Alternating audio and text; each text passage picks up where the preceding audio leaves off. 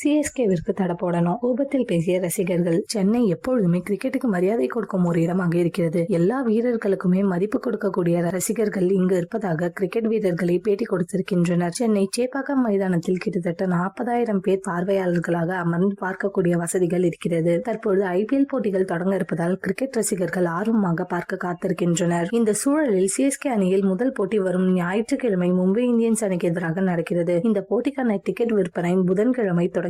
இந்த இரண்டு அணிகளுக்கு இடையே நடக்கும் போட்டிக்கு தான் பெரிய அளவில் எதிர்பார்ப்பு இருக்கிறது. இந்த போட்டியை பார்க்க பல மணி நேரம் ஆன்லைனில் காத்திருந்து டிக்கெட்டை பெற்றுவிடலாம் என நினைத்த ரசிகர்களுக்கு ஏமாற்றம் தான் கிடைத்துள்ளது. 2 மணி நேரத்திற்கு மேலாக ஆன்லைனில் காத்திருந்த ரசிகர்களுக்கு டிக்கெட் விற்று தீர்ந்து விட்டது என்ற செய்தி மட்டுமே கிடைத்தது. இதனால் பல ரசிகர்கள் கடுப்பாகி சமூக வலைதளத்தில் சிஎஸ்கே அணி நிர்வாகத்தை திட்டி வருகின்றனர். இது குறித்து கருத்து தெரிவித்துள்ள ஒரு ரசிகர், சிஎஸ்கே அணிக்கு மேலும் 2 ஆண்டுகள் தடை விதிக்க வேண்டும். ஏனென்றால் அவர்கள் டிக்கெட் விற்பனை வைத்து கிரிக்கெட் ரசிகர்களை ஏமாற்றி வருகிறார்கள் என்று கோபமாக பேசியிருக்கிறார். டிக்கெட்கள் அனைத்தும் இணையதளத்தில் விற்கப்படுவதில்லை என்றும் பாதி டிக்கெட்கள் தெரிந்தவர்களுக்கு வழங்கப்படுவதால் உண்மையான ரசிகர்களுக்கு போட்டியை பார்க்க முடிவதில்லை என்றும் குற்றம் சாட்டியுள்ளனர்.